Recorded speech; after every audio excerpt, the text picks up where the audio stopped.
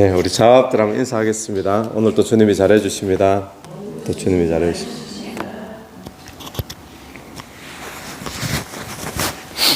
네, 오늘 다니엘에게 하나님께서 앞으로 일어날 일들에 대한 역사를 말씀해 주시는데, 오늘 이 본문의 특징은 역사를 굉장히 예언을 해 주시는 예언인데, 이 예언이 굉장히 구체적이고 상세하게 예언이 되어 있습니다. 그래서 그냥 우리가 역사를 모르고 읽으면 뭐 남방왕, 북방왕 계속 왔다 갔다 하니까 이게 뭐 무슨 말인지 또 잡히질 않는데, 이 사건이 벌어지기 200년 전 이상 전에 다니엘에게 예언을 하신 건데도 불구하고 우리가 지금 이 입장에서 이 시대를 돌아보면 이게 하나하나 이가 딱딱 맞듯이 예언이 아주 구체적이고 상세하게 그렇게 이루어지고 있는 것을 보게 됩니다. 그래서 우리가 느끼는 것은 뭔가 하면 하나님께서 역사를 다스리고 계시다라는 것을 다시 한번 더 보게 되죠. 우리 3절을 한번 보십시오. 2절을 보십시오. 2절을 보면, 이제 내가 참된 것을 네게 보이리라. 보라, 바사에서 또 새 왕이 일어날 것이요, 그 후에 넷째는, 이 바사는 페르시아죠. 페르시아의 고레스 이후에 새 왕이 일어난다라는 것을 이야기하는데, 뭐 그 후 이후에 보면 뭐 우리는 이제 고레스만 알잖아요. 근데 역사 속에 뭐 캄비세스도 있고, 또 뭐 다리오 2세, 또 우리가 잘 알듯이 에스더스에 나오는 아하수에로 왕, 이 아하수에로 왕이 그 영화 300이라는 영화에 그 전투에 나왔던 그 왕으로 그렇게 나오잖아요. 그 아하수에로 왕, 이 사람들이 지금 이야기하고 있는 겁니다. 그래서 여기 보면 넷째는 그들보다 심히 부유할 것이요 했는데, 이 넷째가 아하수에로 왕으로 그렇게 보게 되죠. 얼마나 부유했는가 하면 이때 나라 페르시아 제국이 인도에서부터 이디오피아까지, 그러니까 굉장히 넓은 땅을 지배하고 있었다라는 겁니다. 그리고는 3절에 보면 장차 한 능력 있는 왕이 일어나서, 이 왕은 누구냐 하면 이 왕은 헬라 제국의 알렉산더 대왕이, 이 왕이 일어납니다. 그러면서 페르시아 제국이 망해버리죠. 망하는데 이 왕이 일어나서 큰 권세로 다스리며 자기 마음대로 행하리라. 그러나 4절에 그가 강성할 때에 그 나라가 갈라져 천하 사방에 나누일 것이나, 강성한데 그가 갑자기 죽어버리잖아요. 알렉산더가 죽고 난 다음에 나라가 그 부하들이 지배하고 이렇게 나눠져서 지배를 하고 있었겠죠. 부하들이 다스리고 있던 그 부하대로 네 동강 나버립니다. 네 개로 이제 분할되어지는데, 그래서 여기 보면 4절에 이렇게 나오죠. 천하 사방에 나누일 것이나 그의 자손에게로 돌아가지도 아니할 것이요, 또 자기가 주장하던 권세대로도 되지 아니하리니, 자손에게, 그 알렉산더 자손에게 돌아가지도 않고, 또 자기가 그 신하들에게 나눠 주려고 의도하지도 않았었거든요. 그런데 이 나라가 네 개로 나눠지죠. 자, 그런데 이 네 개로 나눠진 나라 가운데 우리가 신구약 중간사라고, 우리 말라기 이후부터 해서 우리 마태복음이 시작되는 그 예수님 탄생하는 그 사이를 우리는 성경에는 나오지 않은데, 이 일대에서 얼마나 긴박하고 많은 역사의 일들이 일어나는지 모릅니다. 그러니까 바벨론이 있었잖아요. 페르시아, 그 다음에 헬라, 로마가 들어서기까지 그 신구약 중간사라고 하는데, 이 신구약 중간사 속에 우리가 기억해야 될 나라가 두 개가 있습니다. 그게 뭔가 하면 알렉산더 대왕이 죽고 헬라 제국이 4분열 되는데 네 나라로 나눠지죠. 근데 이 나눠지는데 두 나라를 기억해야 돼요. 그게 이제 하나는 남방왕이고 하나는 북방왕인 겁니다.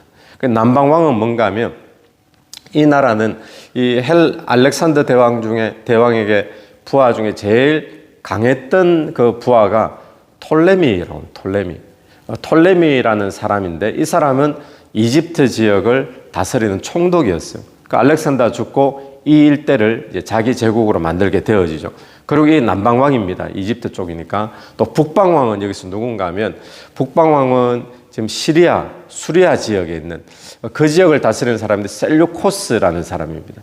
이 두 사람의 장군이 이제 제일 중요한 장군이에요. 그리고 여기 남방왕, 북방왕 한번 생각을 해보십시오. 밑에는 이집트, 이 톨레미, 우리 흔히 말하는 프톨레미 왕조 이렇게 말하거든요. 프톨레미. 근데 위에는 수리아, 시리아 쪽에. 그러니까 요 사이에 뭐가 있는가 하면 이스라엘 백성들이 있는 거예요. 그러니까 남방왕, 북방왕 올라갔다가 전쟁하고 내려왔다 전쟁하고 전쟁을 계속 하잖아요. 중간에 누가 등 터진다고요? 예, 새우 등 터지듯이 이스라엘이 이제 등 터지는 거예요. 그런 상황을 우리가 기억하면서 그래 보면 4절에 자손에게 돌아가지도 아니하고 알렉산더 대왕의 자손들은 다 죽습니다. 죽고 난 다음에 또 자기 주장하던 권세대로도 하지 아니하리니 이는 그 나라가 뽑혀서 그 외에 다른 사람에게로 돌아갈 것이라. 그래서 이제 나라가 나눠졌는데 아까 남방왕, 이 프톨레미 왕조라 그랬죠. 5절에 보면 남방왕은 강할 것이나 그 군주들 중에 하나는 그보다 강하여 권세를 떨치리니 그의 권세가 심히 클 것이요. 6절 몇 해 후에 그들이 서로 단합하리니 뭘 단합하는가? 남방왕하고 프톨레미 왕조 북쪽에 셀류코스 왕조가 단합을 합니다. 뭘로 단합하는가 하면 자녀들을 결혼을 시켜가지고 결혼 동맹을 맺는 거예요. 실제로 역사 속에 이 일이 계속 굉장히 구체적으로 지금 예언이 되는 거죠. 결혼을 시키는데 이 프톨레미 왕조 이 애국에 프톨레미 2세의 딸을 갖다가 북쪽에 셀루코스 왕조의 안티오코스 2세하고 결혼을 시킵니다. 결혼을 시켜서 이제 평화를 유지하려고 하는데 거기 보면 이렇게 나와요. 6절 하반절 보시면 그러나 그 공주의 힘이 쇠하고 그 왕은 서지도 못하며 권세가 없어질 뿐 아니라 그 공주와 그를 데리고 온 자와 그를 낳은 자와 그때 도와주던 자가 다 버림을 당하리라. 화친을 시켰잖아요. 결혼을 시켜가지고. 근데 후궁으로 들어간 거거든요. 후궁으로. 그럼 원래 본체가 있겠죠. 그런데 후궁으로 들어갔다가 이 공주가 이제 버림을 받습니다. 다시 이혼하는 것처럼. 그랬는데 본체가 이 시집온 공주를 독살시켜요. 아들도 독살시켜요. 그러고는 왕까지 독살시킵니다. 그러고는 이 본체의 아들이 왕으로 등극을 하게 돼요. 그 다 지금 버림받는 일이 그렇게 벌어지는 거예요. 그러니까 남쪽 애굽 쪽에 프톨레미 왕조에서는 아니 딸을 시집 보내는데 독살시켜 죽어버렸잖아요. 그러고는 아버지가 죽었어요. 이 딸의 남동생이 이제 왕이 됩니다. 이게 프톨레미 3세. 그러니까 남동생이 왕이 돼가지고 누나의 복수를 하겠죠. 그래가지고 그 다음 보면 7절에 그러나 그 공주의 본 족속에서 난 자 중에 한 사람이 뭐가 된다고요? 왕위를 이뤄. 이게 이제 공주의 남동생인 거예요. 남동생이 프톨레미 3세가 되어가지고 왕위를 받아가지고 북방왕 군대를 치러 와서 복수하러 치러 올라가는 거죠. 치러 올라갔다가 또 9절에 보면 북방왕이 남방왕의 왕국으로 또 쳐들어왔다가 또 다시 본국으로 또 돌아갔다가 또 11절 남방왕은 이제 또 한 세대가 바뀌었어요. 프톨레미 4세로 넘어갑니다. 남방왕은 크게 노하여 북방왕과 싸우고 그리고 12절 그가 큰 무리를 사로잡은 후에 그의 마음이 스스로 높아져서 수만 명을 엎드려 때릴 것이요. 그러니까 지금 이제 그 뒤에는 또 로마하고 이어지니까 이거 다 설명하려면 오늘 새벽 예배 못 마치니까. 근데 이게 뭘 의미하는가 하면 왕 한 명 한 명 그리고 공주가 시집 가는 거 또 이 일 때문에 전쟁이 올라갔다가 다시 내려왔다가 또 내려왔다가 져가지고 다시 올라갔다가 이런 구체적인 내용들이 이 사건이 일어나기 200년도 더 전에 다니엘에게 하나님의 예언을 구체적으로 보여주고 있다는 겁니다. 아마 다니엘이 그때 강가에서 그렇게 금식하며 울고 했었잖아요. 21일 동안. 아마 그때 했는 것이 이 두 왕조 사이에 이민족이 끼어가지고 그렇게 그 아픔을 당하는, 고난을 당하는 그걸 보고 혹시 슬퍼하진 않았나, 그런 생각도 우리가 해보게 되는 거죠. 자, 오늘 이 본문에서 우리가 묵상할 수 있는 것은 뭔가 하면 우리 3절 4절을 다시 한번 돌아가 보십시오. 3절 4절. 장차 한 능력이 있는 왕이 일어나서, 알렉산더 대왕이라고 그랬습니다. 그 큰 권세로 다스리며 자기 마음대로 행하리라. 권세가 크고 능력이 있으니까 자기 마음대로 막 행하는 거죠. 그런데 아무리 자기 마음대로 행해도 이게 사람의 계획대로 이루어지느냐? 그게 아니더라는 겁니다. 갑자기 이 인생이 죽어버리잖아요. 알렉산더가 죽어버리고는 나라는 어떻게 되죠?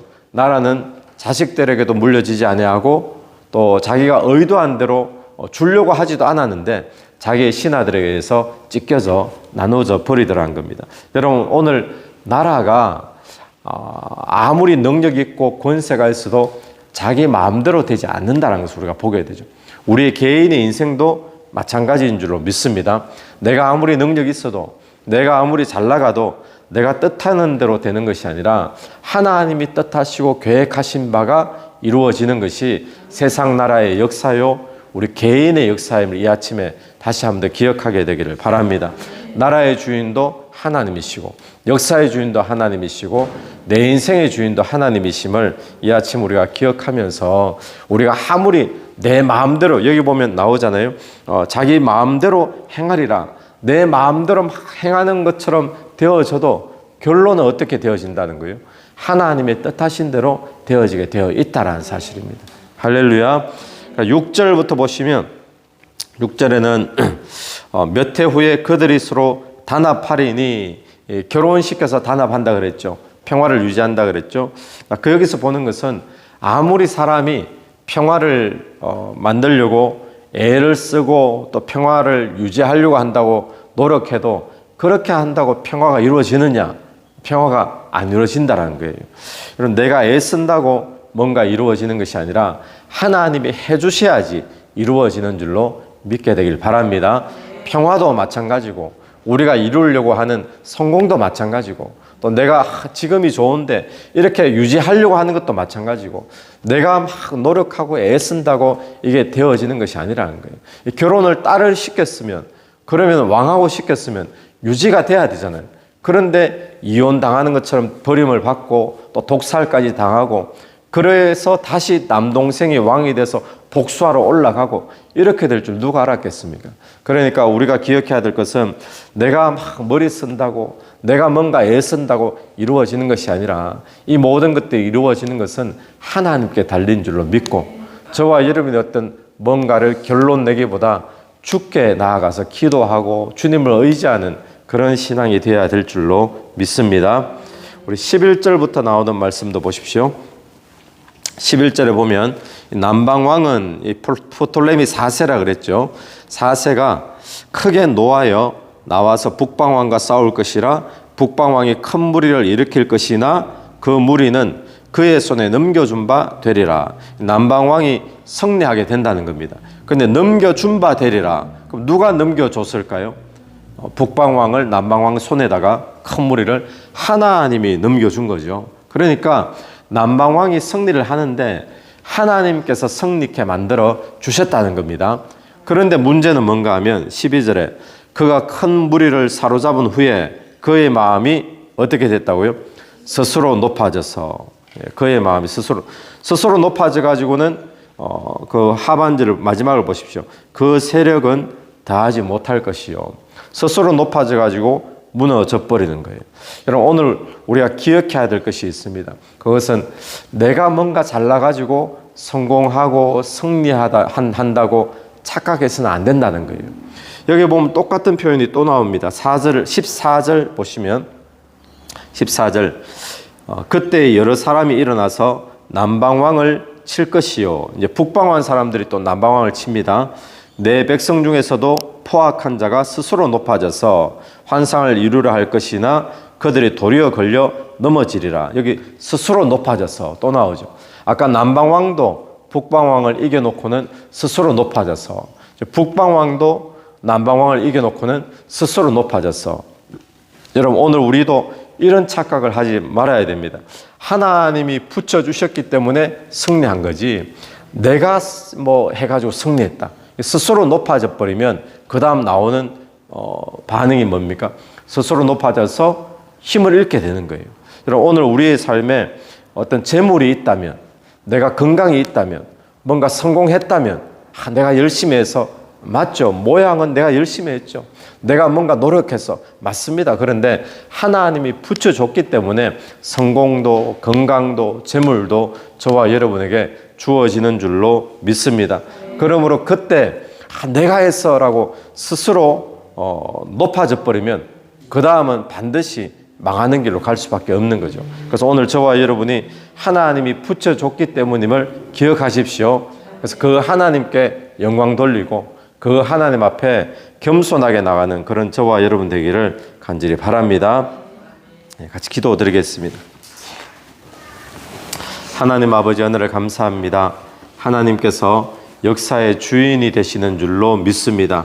하나님, 내 인생도 내 마음대로 되지 않는다는 사실을 다시 한번 더 기억하며 하나님의 계획과 뜻대로 이루어진다는 사실을 기억하며 우리가 하나님 앞에 엎드리며 또 주님을 의지하는 인생 되게 도와주시옵소서.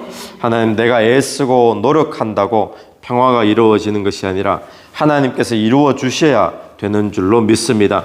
지금 내가 계획하고 있는 것, 또 내가 의도하고 있는 모든 일들 속에 내 노력으로 성취되는 것이 아니라 하나님이 해주실 때 이루어질 줄로 믿사오니 그 하나님 붙잡을 수 있는 이 아침 되게 도와주시고 주께서 주신 건강, 주신 재물, 주신 성공, 또 주신 지혜, 이 모든 것 하나님이 허락하셨기에 된 줄로 믿고 주 앞에 늘 겸손히 나가는 저희들이 될 수 있도록 인도하여 주옵소서. 이 새벽에 기도하며 나갈 때 기도 속에 성령께서 역사해 주시기를 간절히 원하오며 예수님 이름으로 기도드립니다. 아멘. 오늘도 예수 이름으로 승리하시는 하루 되길 바랍니다. 아멘.